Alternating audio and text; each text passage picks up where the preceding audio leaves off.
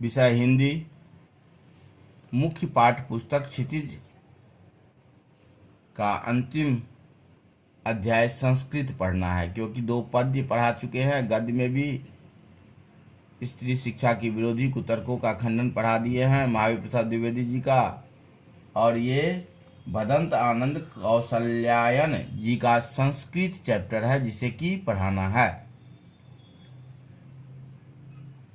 तो संस्कृत चैप्टर पढ़ाने से पहले भदंत आनंद कौशल्यायन जी का संक्षिप्त परिचय का देना आवश्यक प्रतीत होता है। हिंदी साहित्य के प्रसिद्ध लेखक भदंत आनंद कौशल्यायन का जन्म 1905 में पंजाब में अंबाला जिले के सोहना गांव में हुआ था। उनके बचपन का नाम हरनाम दास था।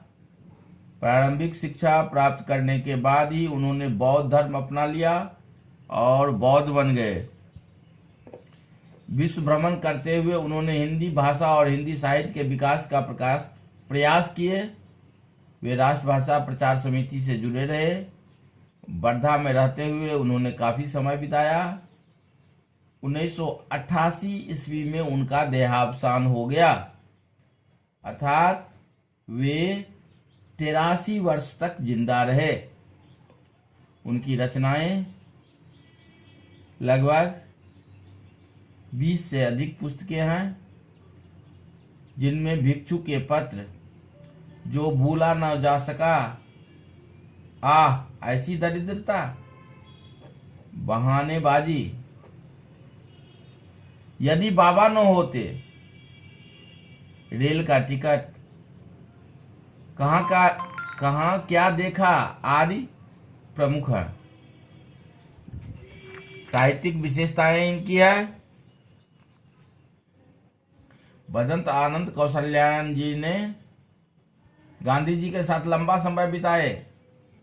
गांधी जी के व्यक्तित्व एवं कृतित्व का प्रभाव लेखक की रचनाओं पर देखा जा सकता है। वे देश विदेश में भ्रमण करते रहे। भ्रमण के अनुभव की व्यापकता ने उन्हें काव्य की सृजनात्मकता या रचनात्मकता की वृद्धि की। इनके भाषा शैली के बारे में, श्री कौशल्यायन जी की भाषा सरल, स्पष्ट, रोचक तथा सपाट है। भाषा भावाभिव्यक्ति में सक्षम है। वर्णनात्मक शैली के साथ साथ आत्मकथात्मक शैली का सुंदर प्रयोग है। भाषा में बोलचाल के शब्दों के साथ साथ उर्दू फारसी शब्दों का भी प्रयोग है। तत्सम शब्दों की बहुलता है, जैसे साक्षात, संस्कृति, प्रवृत्ति, ज्वाला, तृष्णा आदि। ये सब संस्कृत के तत्सम शब्द है। संस्कृत के तत्सम शब्द वे हुआ जो संस्कृत के शब्द को हूबहू हिंदी में प्रयोग करते हैं, तो ऐसे शब्द को तत्सम शब्द कहते हैं। इस संस्कृत चैप्टर में सभ्यता और संस्कृत के बारे में जानकारी दिए हैं। सभ्यता किसे कहते हैं, सभ्य मानव क्या कहलाता है, संस्कृत किसे कहते हैं, इसी के बारे में बताए हैं। जो संस्कृत नामक प्रस्तुत पाठ एक निबंध है जो हमें सभ्यता और संस्कृत का ज्ञान कराता है। पाठ में अनेक उदाहरणों के माध्यम से संस्कृत और सभ्यता की परिभाषा बताने की कोशिश किए हैं। लेखक सभ्यता को संस्कृत का परिणाम कहते हुए मानव संस्कृत का बंटवारा नहीं किया जा सकता। लेखक ने सभ्यता को संस्कृत का परिणाम बताते हुए कहता है कि मानव संस्कृत का बंटवारा नहीं किया जा सकता है।